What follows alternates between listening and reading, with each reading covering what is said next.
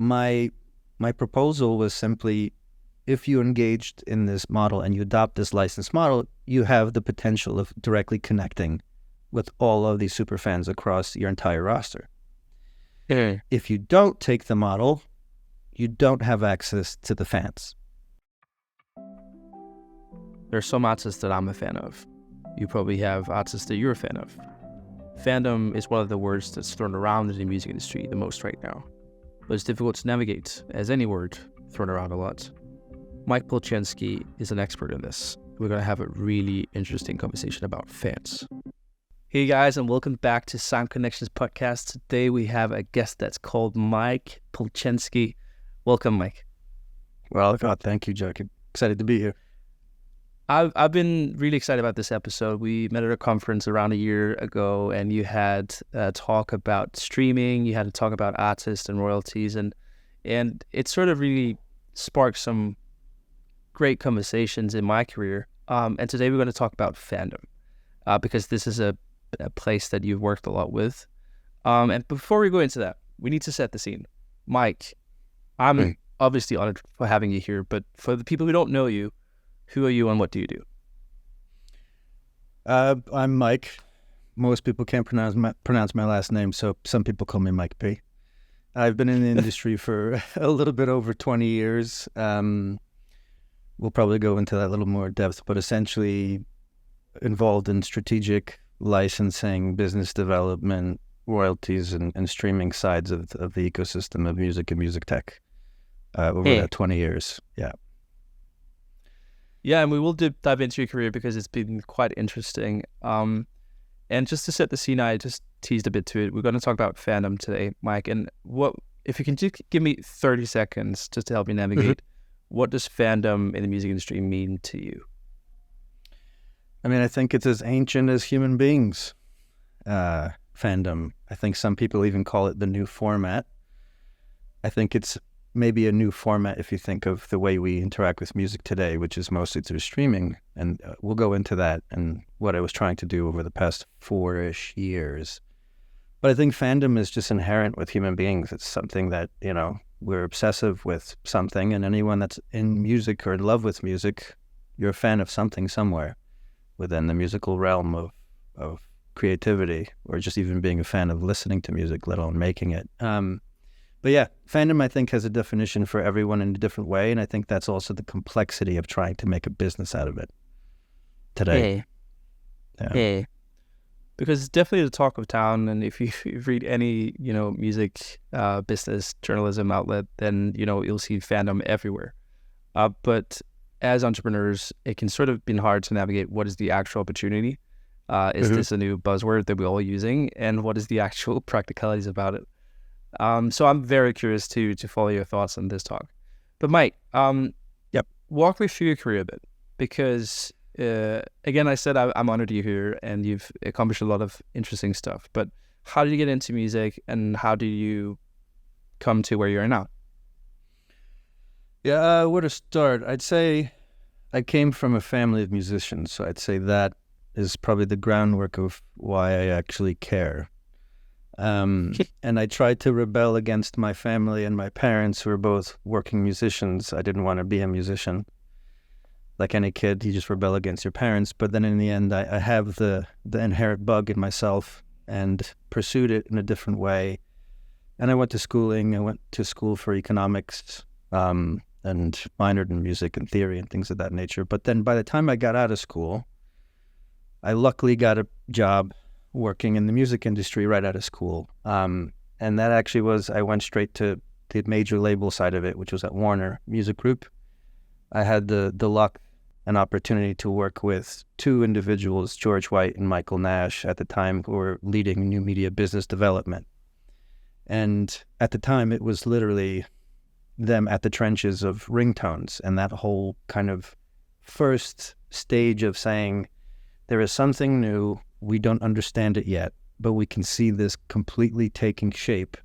We don't know how long. Ringtones didn't last that long. But it was a really interesting moment for me to see this flash of the music industry that's so stubborn in terms of innovation, to see this happen. And those two people I really give a call out to them and a testament to them, because they worked incredibly well and also kind of laying the groundwork of what was new media for music. And then I took a huge curve after that. I decided to then go into royalties, licensing, and rights administration, because that was where the bedrock was of everything that you would ever do in innovation. So then I ended up getting an actual then permanent job. That was a temp position, and I worked there for a long time under the Warner umbrella at Atlantic Records, then going to the corporate umbrella, back and forth across rights admin and royalties, and eventually looking at the licensing side of it before I skipped over to the digital side, and I joined SoundCloud 6-ish years ago, I believe, to be the head of global economics, rights administration, and then eventually was being brought into the licensing discussions, negotiations. I got closer to the tables, to the point that I sat at the tables, and then eventually I took over licensing efforts and then strategy as a whole across the business, which SoundCloud is incredibly interesting because it almost has a couple of businesses within itself that compete with themselves. So for me, it was an incredible experience of one, learning that ecosystem, being tapped into everything from commercial charts, marketing, economics, the creator tool, lane of that business, the DSP component of that business, UGC, complexities and opportunities. And then as I was probably towards, I think the last half of that is when I started to execute on some visions where I wanted to change the entirety bedrock of how you get paid in the economics of streaming. And the real basis of doing that was to build a fan economy, which is the topic we'll talk today, which I look forward to diving into, because I'd say 4 years ago, when I brought this to some of the leadership in the company, and most importantly, when I brought this to the leadership outside the company, there was a lot of squinted eyes and being like, what does this have to do with streaming? And it was a long path to actually make people understand what we'll dive into. But what you asked at the top of the podcast is, what is fandom? What are fans? And quite frankly, today, our fandom is in how we engage with music, which is mostly doing streaming. So that was a whole nother effort for about 4 years until I built and architected the model with a really small team of, I think it was just 4 of us at the time. And then eventually launched it, did it with the independents, and then I was able to co-lead the negotiations with the majors, where 2 of the 4 majors adopted the model. And then since then I've left. I've started up my own advisory agency, working with AI clients, creator tools, licensing for some partners, and also administrative tools. And then currently, which I'm probably coming out on your podcast in relation to this, I was advising and working with an AI company called Voice Swap, which now I'm moving into an actual full-time position as a chief strategy and impact officer. So I'll be dual role, looking at the whole holistic business, strategic partnerships, but on the impact side, be looking after policy and trying to assure that this technology, as we develop the commercial aspects of it, we're also preserving the social, econ, aspects of just the entire creator. Well, potential, wrongdoing by doing the right doing, we will curb that. So want to be a player in that space as well. Yeah. So exclusive for you. Yeah. Well, I appreciate it. This is great for the podcast. There's so much to unpack of what you just said. Let's just start with explaining more in depth behind what you did at SoundCloud. What was the thought process behind what you did, and what did you actually launch? There was 3 fundamental questions that I had when I first started having the idea of trying to completely reshape the whole platform under a user-centric model, which is paying every artist and rights holder based on how each individual listens. So your €10 or quid or dollars and mine only go to what we listen to, as opposed to the pro rata model, which is the industry standard, where your money, my money, and everyone else is thrown into one pot in a given country, and then that's just dispersed by volume of play. So scale wins in that latter. In the former, as you can imagine, without even knowing the technicalities, you're starting to align a business and the way that every entity makes money with individual listeners.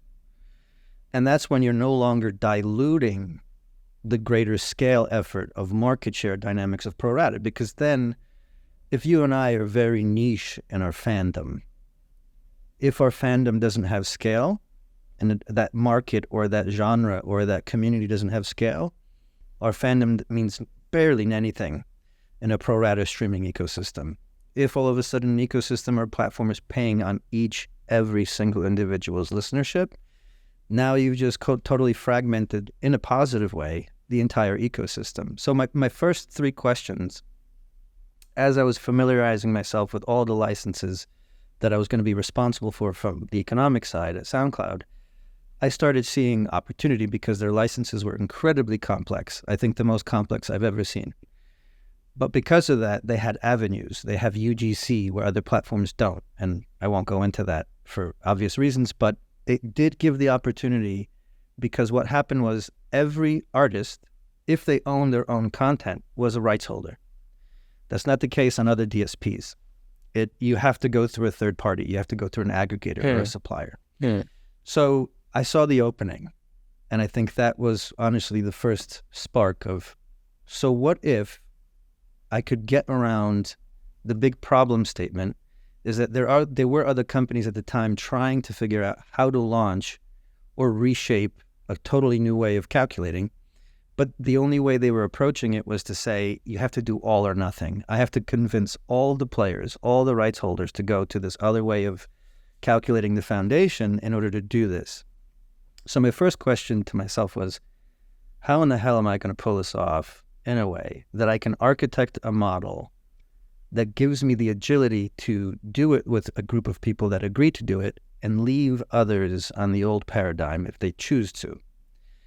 And that's when I started thinking, okay, two models in parallel, and that's the architecture where I was saying, what if we have the world of today, pro rata, majors, independents, DIY, the direct indies, which are the artists that own their own rights, on pro rata, and then I build with the team the entire user-centric ecosystem for everyone I just mentioned on my right hand.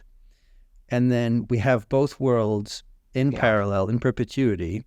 And even if we never launch, this is a great way to detect behavioral differences, prove the theory, and also curb fraud. So we could go into the fraud aspect, but that was a way to convince my internal stakeholders and the other leaders that I was working with to be able to say, let's build it, and we can get value out of this, even if we never launch this into the market. So that was one baby step to get everyone to say, okay, I see how you're going to do this. I get the value, and at least it's not going to be work that is spent and then discarded, and we lost all that cost, opportunity, and operational cost. Second question, which I think was even the more important one, was, does the behavior of a SoundClouder or the whole platform of SoundClouders, that DNA of audience, does it serve the value or the necessity of that model to really shine? Meaning, if all of a sudden we're calculating on each individual person, does that demographic that shows up to SoundCloud, that customer, that listener, or let's just say it, those fans within that larger audience, are they the type that would really give that value to artists to calculate that way? And that was the big question that we couldn't answer until we built it. And then the third was one that I'll talk about later, which was, how do you commercially build this into something even bigger than just paying streaming? And that was one that I didn't expect to get to. And that was one that I think to cut this into two pieces, there was the fan-powered royalties or the user-centric model, building, launching it, testing it for 18 months, I think it was, that we tested. And then the other part was then bringing this into a fan-powered business, which was built on top of reshaping the economics. And I think, like you just said at the top of our chat, is, this is becoming a trend word, a hype word, fan, super fan. What does all this mean? I knew I knew what SoundCloud's fans looked like years ago based on this whole new model. And the interesting and simple way to articulate that is, if I have artist A on pro rata, and I have artist A also all of his content or her content calculating same, everything's the same, plays, behaviors are all the same, except there's the two different models. If that artist on pro rata is making significantly more than in this fan user-centric model, that is an immediate signal to say there's something inauthentic happening. I don't have to articulate anything. I don't have to dive into crazy, metrics of seeing what the inauthenticity is. I already know there's something fraudulent. If I see the inverse of that someone that's making X amount, artist A on pro rata, and all of a sudden they're making multiples on the fan side of it, the user-centric side, that's a huge signal to behavioral fandom that was never rewarded economically. It just was there, but it maybe was on a smaller scale, or the demographic was spread out, and there's that particular listenership wasn't being rewarded, or basically directly connected to how they calculate for the artist. So that in itself was incredibly promising. And then once we launched it with that whole hybrid model, that there was a research paper that I worked on, I co-authored with Will Page, that was supposed to come out at the end of 2022, and it finally came out earlier this month, that talks about the hybrid model. Like it documents what we were trying to do. And Will did a great job at trying to articulate all that. And that's essentially where we started. That's where we went to a point. We launched it with all the direct creators that own their own rights. They saw the benefits. There was a media paper covering that, if anyone wants to jump into those technical specs and the outcomes. And then there was the bigger haul. Then it was, what do you bring to the major rights holder after you've established this bedrock? You've curtailed, industry challenges. And now this is an area that I loosely termed the establishment of commercial FOMO.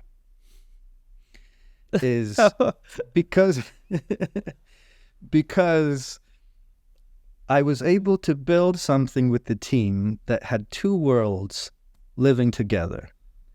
And I had 130,000 artists say, yes, move my license from pro rata to user-centric. Great. And then everyone that stayed, the 130,000 artists were still calculating on pro rata based on market share because they're still here in the calculator. But I'm moving their license and I'm paying them from here. So now all of a sudden, my ideation was, now let's share that data. Let's share with those 130,000 artists. Let's give them what they already see in SoundCloud. They can see who listened to them the most by volume and other metrics since the inception of the platform. And myself and one of my colleagues that worked on my strategy team, Matt Jong, we were wrestling with this, and we eventually said, you have to share all this information to show not just who listens by volume now, but who listens by listener share. So like all of a sudden, I am the market because I'm the individual, and 50% of what I'm listening to is your body of work. Now, if I can communicate that as SoundCloud to that artist, and there's an amazing stat in that paper with Will. For Little Uzi Vert, 6.5% of his total audience in a given month when he released a record made up 72% of his payout under user-centric. And that means that 6.5%, so much of their listening time, of their own listener share, was going to Uzi Vert. Those are the people that, if Uzi's team had access to that, they can just message those people and say, here's a concert that's showing up, here's merch that we're releasing just for you. Adopt a wallet if Web3 is a priority for the artist, like things of that nature, where you start to connect. By definition, what Fandom was to SoundCloud, like what we said at the top, it's going to be different for everybody. The DNA for SoundCloud was that type of user that they're in there, they're liking, they're reposting, all this stuff. So that was the definition that by the time I took this proposition to the major rights holder space, my proposal was simply, if you engaged in this model and you adopt this license model, you have the potential of directly connecting with all of these super fans across your entire roster. If you don't take the model, you don't have access to the fans. And as I mentioned, we've moved. So that's the commercial FOMO, is that there's 130,000 artists that are already doing this. They're going to have that once the fans tool is going to launch that me and that gentleman Matt envisioned. And any other partner that starts to adopt this, they will have that access. Wow. So what was really fascinating just to kind of, in those conversations, is that some parties were just saying, well, can I have that tool to show me the fans and reach them, but still be on the old economic paradigm? And it's an interesting question. It's, just give me that view, but pay me in the old, which is fascinating because why would anyone want that? Like, I would want uniformity between the data that I'm providing you and the way you're getting paid. But again, I think the one part of discourse that people don't understand in this debate is that that's what works for SoundCloud, and that was fine for SoundCloud. If I took that entire architecture and applied it to some other platform, would it work? Probably not, because the audiences, the DNA, the age groups, the demographics, all that is very different. So, and again, I think that's the key thing to say. Fandom on a platform of SoundCloud, different. Or even within the corners of the platform, right, are going to be different. So when the market and the industry is saying we're going to get behind super fandom, my experience was building it in one house. It was a big house, but it was in one house. So when I've been working with clients to try to answer this question, it's really making them understand you're going to have to frame this in every single house that you're pursuing or you're in with your artists or with your catalog or with, your platform. So it's fascinating to see that this has finally taken hold. I'm not going to lie, there was a couple of laughs, 4-ish years ago about doing this. And it's really encouraging to see literally some of my catchphrases out there now that were more in the backroom conversations about this. But this is a good sign. It's a good sign because it means someone's going to succeed. And hopefully whoever succeeds at this may be on the rights holder label side, or if it's a platform side, or both, or even someone who's outside of that. Maybe it's just a community kind of dynamic. It'll inspire others to take whatever is their DNA or whatever they do, whatever it is they do, they have to have some visionary to kind of put this into that context that will be organic. And I think that part was the other thing that was interesting, is when conceptualizing the fans tool to be able to communicate with each other. The one thing that was always up to debate, how do you make this organic? How does the creator and the listener, or even the creator or the listener communing with each other, how do they do this and use this in a way it doesn't feel like another thing they have to get behind or another tool that they don't understand? So there's so much product, potential of things flying or dying. There's so much business and commercial aspect to it that you have to create a little bit of that commercial FOMO to get people to understand what you're doing. And quite frankly, some of it's not rocket science, but I think in this particular case, the science was the economics to really push the innovation and people's attention to say, this is the new format. When everyone's asking, what's the new format after streaming? It's not a new technology separate of streaming. It's looking at streaming and saying there is another dimension within it that you haven't actually even looked at it by turning it over on its head. And I think that was really the thing that it took a while, but I mean, here we are. And it's really interesting to see and platforms coming out and changing their economic models and how they pay. And if I had to be completely honest, one of my main personal and professional directives to pursue this, not even as an executive at SoundCloud, but just as an industry player and leader in the space, I really hoped that it would get to this point that it would put pressure on other platforms to make a decision. And I never imagined, but I never thought it would happen, that they would be so honest in their economic models that they would say, I don't really value this, so I'm going to cut this out of my model. Or I really value this, and I'm going to give you an uplift if you give me this, or you pursue this as a, in relation to our platform. So they're really divulging the complete honesty and sincerity of what they value as a business, which then creates the complexity to that fan on a different platform means a different thing. And that kind of fractionalization of it, even amongst platforms, hopefully makes people choose. Maybe I don't need to be everywhere as a creator. Maybe I only need to be on A, B, and C, and that's enough for me. But yeah, that is a whole kind of landscape view to kind of set the stage of what we're talking about. That it's not just a definition of fandom; it's also fandom in relation to where and what platform. Yeah.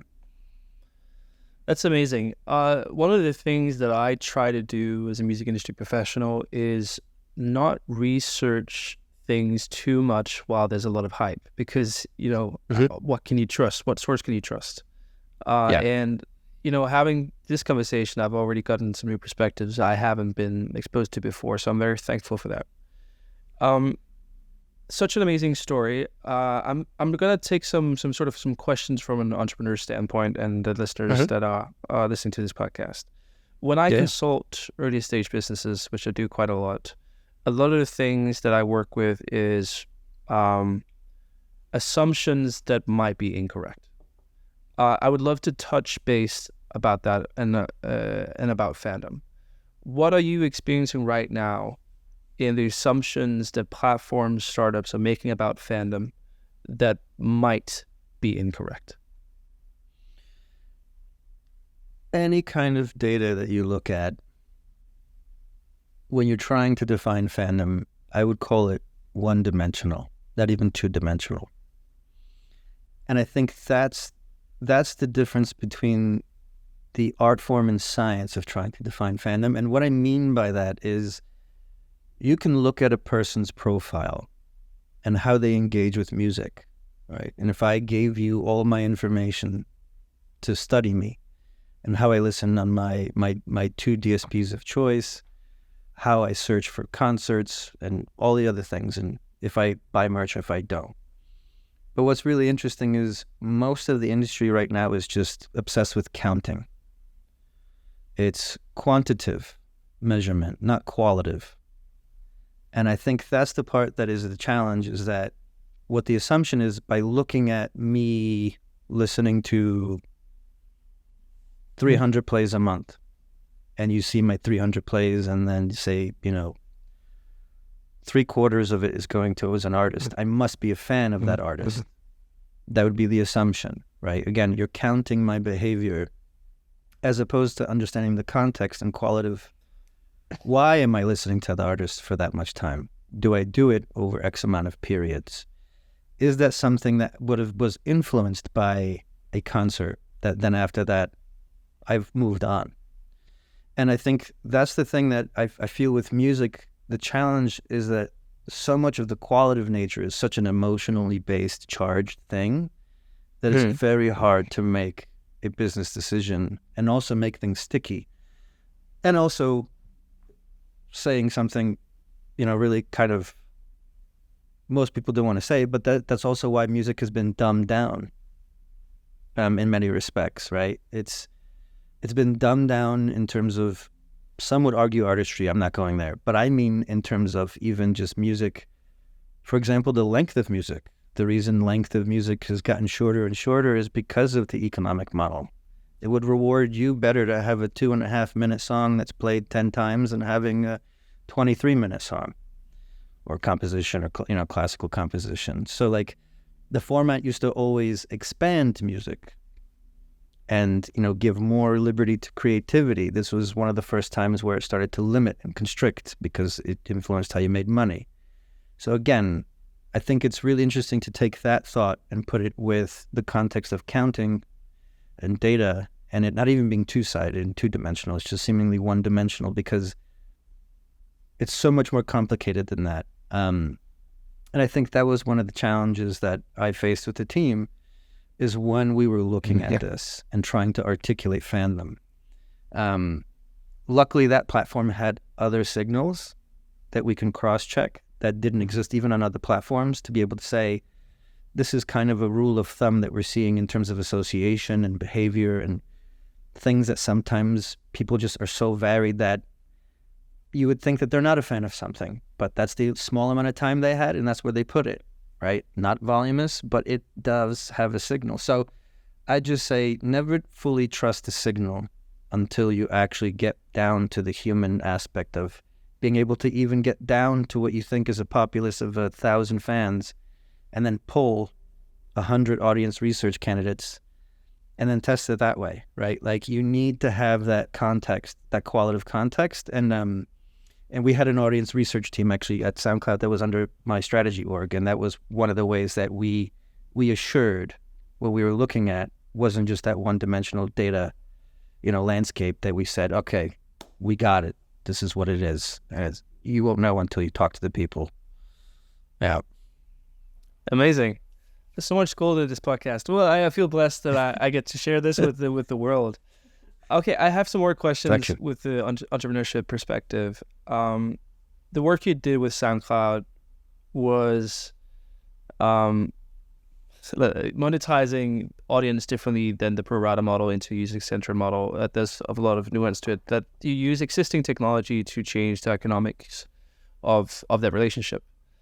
Mm-hmm. There's obviously a lot of companies right now pursuing new platforms, new technologies, new approaches for growing the pie or new revenue sources. What's your analytics of what's happening out there? What seems reasonable? What seems unreasonable? I think the immediate question on seeing the news and hearing to like former colleagues and other players in the scene in terms of this, I'd say focus is I haven't heard the term scale yet, which is a good sign. Good. Because I think anyone that's going to find success is they're not thinking in terms of scale yet. They're trying to mine and find where that, where is there even a source of oil in context of what they're trying to pursue here that actually has value and has that stickiness that we assume that fans are. I think it was with Lisa Yang's Music in the Air study from Goldman Sachs had a percentage of, if 20% were considered super fans and how many more billions they would actually make for the industry. It's a good headline to bring attention to this, that there is, again, that dimension of creating something from what was already there. So I see it less as, I think the term that you were just saying, like growing the pool or those other aspects where people are trying to conceptually think of taking the thing that is streaming and other things and is growing the amount of money. I see this more as an adjacent way of doing business and trying to actually not let those two things completely have to be coexistive, but hopefully one, which is the major one, streaming or whatever it is, to inform the other. But I feel like a proper way that, from what I've been hearing and how people have been approaching it, the ones that I would say would probably be successful is the way that it's starting to treat it in a way that they're not looking for scale, they're not looking for immediacy, they're looking at it as you're simply looking at another dimension of something that already exists and super serving those people. And sure, they still have to figure that out. But it again, I think is really touchy because it goes back to product. It goes back to the context of, if all of a sudden someone told me to download another app and I had to do something and I have to do other behaviors, the app has to be, the experience has to be so seamless that I'm okay to take that on. If an artist told me to do that I'm a huge avid fan of, maybe I'd be more likely. But then would I do that just for one artist? So I think it's really culturally the ecosystem, the culture of product is huge on this. And then the other aspect too is just, I think that if we had this conversation a year ago, I think it'd be very different, because I think the general audience would be less educated on this. But now artists being so incredibly vocal about their discontent of streaming platforms, how they're getting paid, policies, governments, all the stuff that's happening in the UK, US, globally, everywhere. Like, even the general listener of music has some idea. Do they actually generally care? Most likely not. They have their service and they have their music. But I think, again, what we're talking about here is fandom and fans and super fans, or maybe the collective of audiences that are a little bit more passionate and obsessive. For them, it should matter, and they probably are more educated. And that's, I think, where the conversation now is already different than a year ago, and I think that's where these potential prospects have to be able to connect to that and educate, and maybe even further educate them to understand why this matters and what's the return.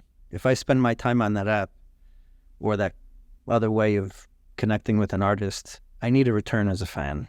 And I think that was the other aspect that was challenging is even if you create value for the creator to have connectivity with their super fans, seeing who they are, identifying them, then what is the reward for the fan? And in the initial moment, I mean, I'll be honest, one of the biggest highlights was while demoing that fans tool with an artist, and we're just walking them through, these are the people, you see them, you could click on them, you see their profiles, and explaining that you could directly message the person. And they're like, what do you mean? And this one rapper, Doc Cromwell, on the call, he just clicks on it and he goes and he's like, wait, you're telling me this person made me this much? And this is just this person? And it was in the dollars from just one person. And he clicked on, and as we're talking, he typed and thanked them and said thank you and all this. And by the end of the call, that person, that fan already wrote him back, was shocked that it was him, was asking that if it was really him. And there was already a connection, right? And this was back in May, just before I left in July of last year.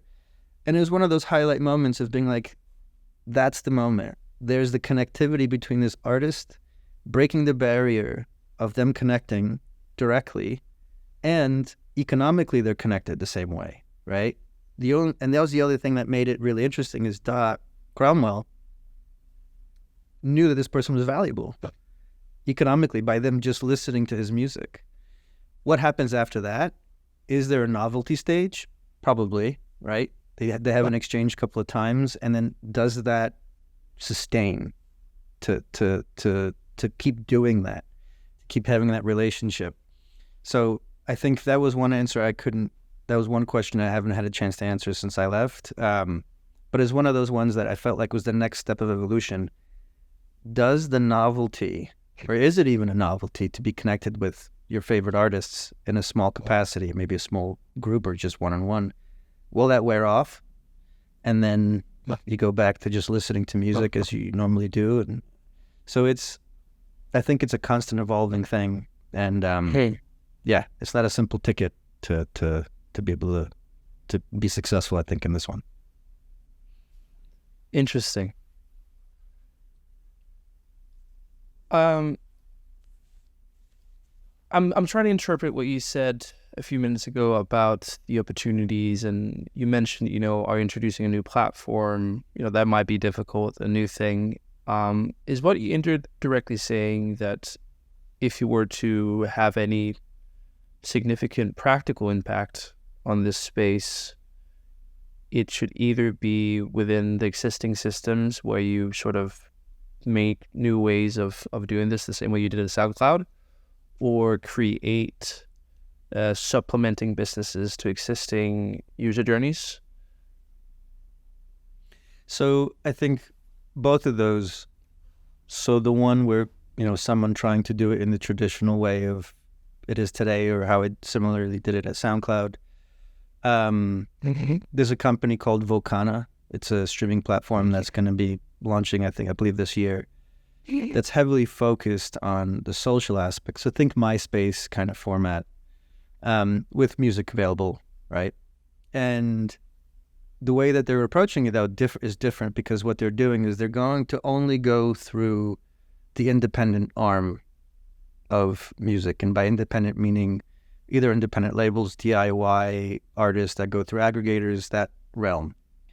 So they're entering the market in a time that there's a lot of changes happening in, the major players in the market, but they might be hitting that niche, right? They're going to come in there, and they're also going to have different dynamics.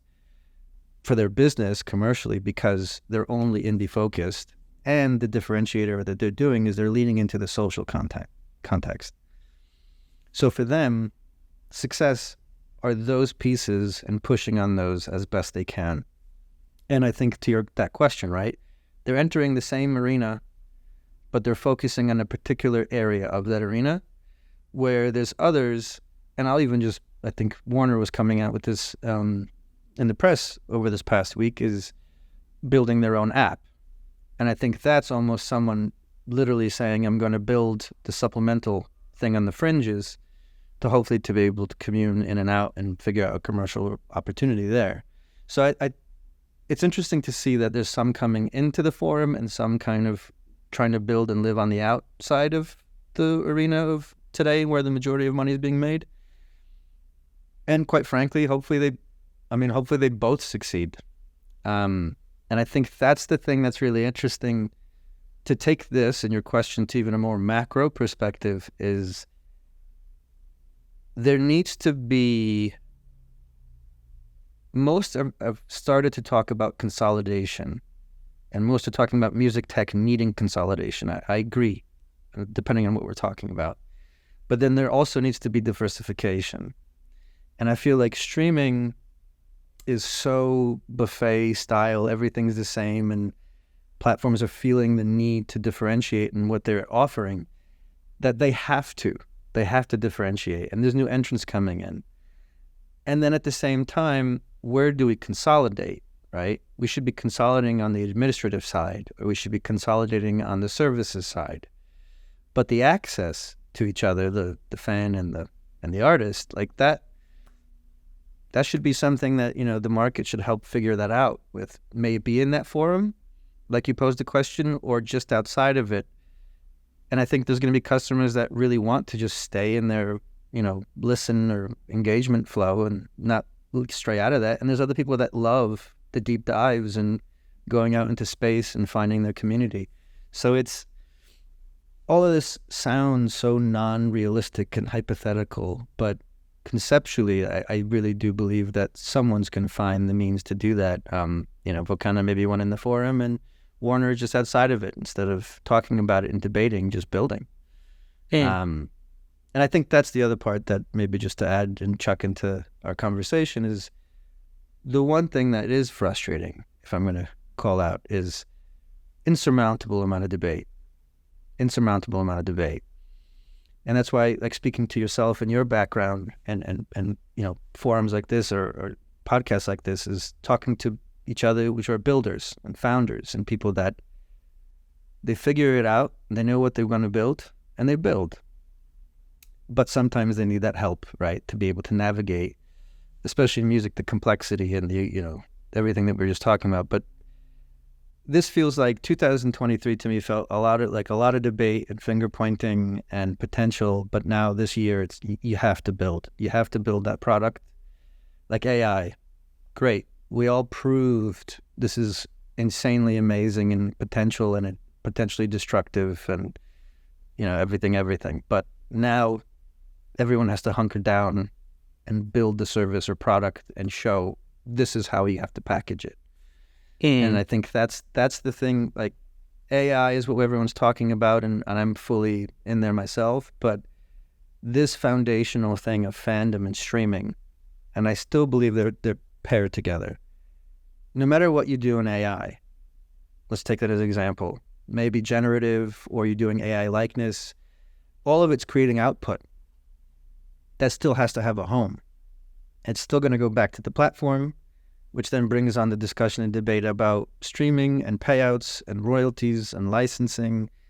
And how do I mine this differently? Because there's fans in here somewhere, but it's a little too soupy, right, to figure out what that is. So all of that is still so incredibly interconnected that I still think it's a falsehood not to realize that's all connected. Even if you're on some frontier and you're hitting it well and you're hitting it home, you're still going to come back to either bedrock or situational challenge. So it's, Warner, interesting play. And they're connected to all those things that I was just touching on, right? They have partnerships and content and rosters. And so, yeah, it's yet to be seen, but hopefully we get more action than debate this year. Interesting. I love this. And yeah, founders are the ones that are putting together. Of course, there's founders internally in companies as well. And the music industry does tend to be a discussion industry. I was at a conference, I'm not going to name by name, but like a think tank conference half a year ago where we talked about AI with a lot of cool people in the room for 2 days straight. And it was just like discussing about what we can do. And the conclusion was after 2 days and 25 hours of discussion is nothing. Like in a way. And for me, that was sort of like, wow, okay. What am I getting myself into? But obviously that's a part of any industry. But I think as founders, we have a responsibility of really being the doers and of course listening to the ongoing discussions, but making some change. And I've talked to a few episodes about this, but if I love music and I'm going to stay here the rest of my life. But I also feel depressed sometimes about the industry and the opportunities and how the industry, not the industry per se, but the economics treats the artists, or the sort of, how difficult it can be to equate you making something great with actually also making a livelihood.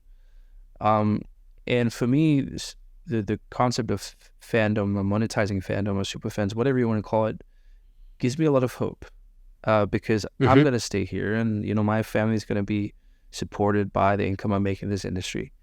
And for me, it's just like, okay, wow, maybe there's an opportunity for artists, which, every business we build in this is based on the artist and the song, can get better opportunities and a bigger chance for having a livelihood that actually reflects with the impact they're doing. And for me, that's just amazing. It's really, I think it was Chris Dalla-Riva. He works at AudioMac, but he has a fantastic newsletter, thought leadership newsletter called Music Can't Get Higher. Music Can't Get Higher, I forget. But sorry, Chris. But it is, I read it all the time. And he asked at one point, do you think the music business would be better off if every company had musicians running it? And it was one of those questions obviously meant to just like kick off a conversation into what you just said, right? There was and is and was and is and was and is people at really important positions that were obsessed with music, musicians themselves, or somewhere in between, right? Like the founder of Atlantic Records, Ahmet Arton, right? He was obsessed with music. He ended up becoming a producer, right? He lived and breathed it. So anything he did had that ethos. And I think to what you just said, right? For those that people are diehard, right? Like yourself, I have no intention of leaving music. Family makeup, I think, and breathe, and my kids are getting into music too. So it's here. It's here to stay. And wanting to make it a better place for everybody. And I think there is this interesting unspoken situation going on where there's so many companies, so many players, so many avenues of being able to build and work in music that there's more and more people getting into those positions of action and influence and impact that are those music lovers, are those people that have that, I don't know if you want to call it grounding or centering of themselves, that they know what they're building towards or with or for. And I think that's something to be hopeful about. And I think also to add to what you're feeling and thinking and sharing that sentiment is the music tech space is the space that I think finally we're dealing with all guards of this business trying to figure it out. Some are trying to get to ahead of it in form of a desperation to get commercially ahead and to be, the Band-Aid of whatever it is. And some are just really trying to just exist to be able to build something that could be used by musicians, creators, whoever, fans. And I think the music tech side of this is where we're going to start picking each other apart, and I think in a good way. Like I just to quickly dive into voice AI likeness, what really attracted me to it is its new real estate of IP.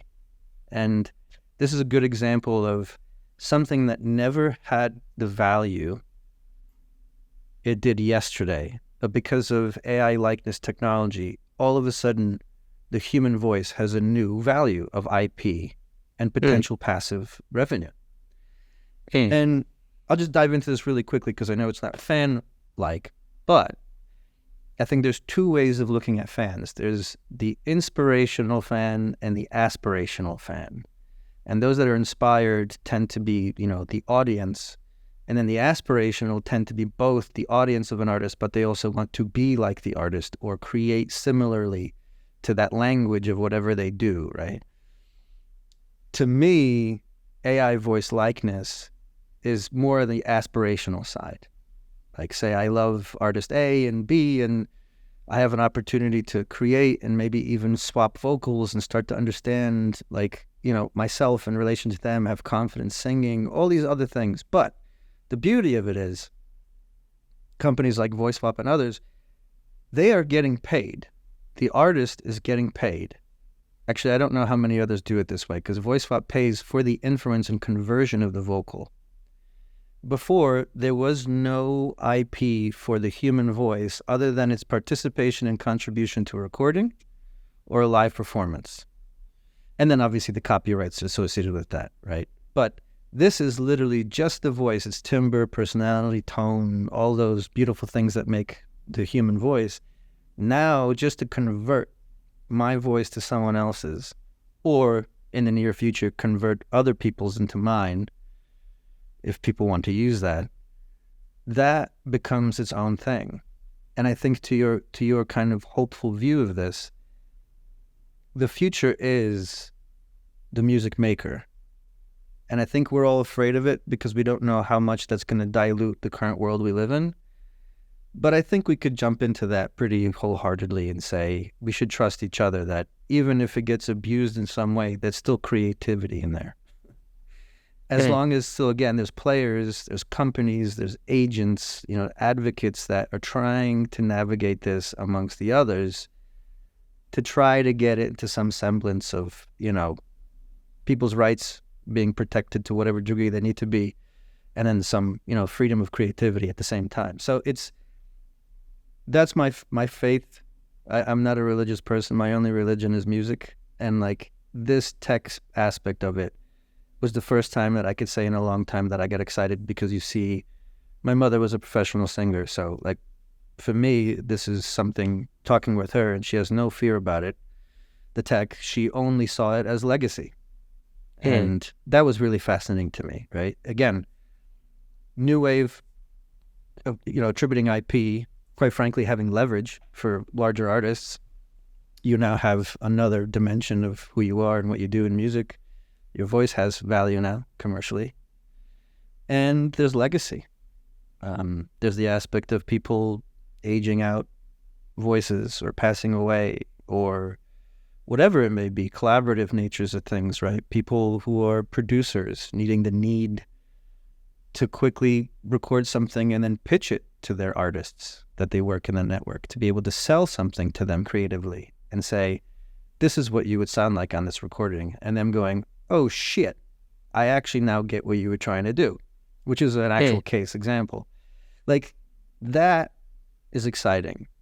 The sandbox, the playground, being able to get, more revenue into this business, right? Maybe outside of today's world, but it's scary and exciting at the same time, as it should be, and probably why you and I are in music and we'll stick in it, right? But it is one of those aspects that there is still the need to be protective, right? There is still the need to know where you have ownership, what are those boundaries that you need to protect in order to preserve maybe this third tenet of freedom, And yeah, I share it with you. And I think fandom is one of those, to take it back to fandom and connectivity and opportunities. It's really ultimately someone who figures it out and knows. I mean, quite frankly, someone maybe even the fan communities that figure it out. That I think Mark Mulligan and others have been touching on this, where it's like the fan to fan communities. That was one thing that I was interested at SoundCloud too, because if you create that ecosystem for them to share amongst themselves, let alone the community of the artist, being at the helm of that, that's a whole nother industry. Like, what's that company? Fave, right? And others like that they're already working in that space. So there's so many ways, but yeah, there's so much consolidation, differentiation. Where do you go? And where do you and I get off this call and then pick up our phones or computers and actually go, and what do? We only have so much time, right? Absolutely. So yeah, that is what we need to do, and this is such an amazing space. After like the small hours of talking, I feel so inspired and much more informed about this, and that's of course the whole purpose of the episode. Mike, well, thank you for announcing your new role in the podcast, and thank you for sharing gold and wisdom that's really difficult to get other places. And I hope the entrepreneurs and music industry professionals take a lot from this and actually go and apply it in the real world. Thank you, Mike. Thank you for your time. No, thank you, Jacob. Thank you, Jacob. Appreciate you. Talk to you soon. See ya.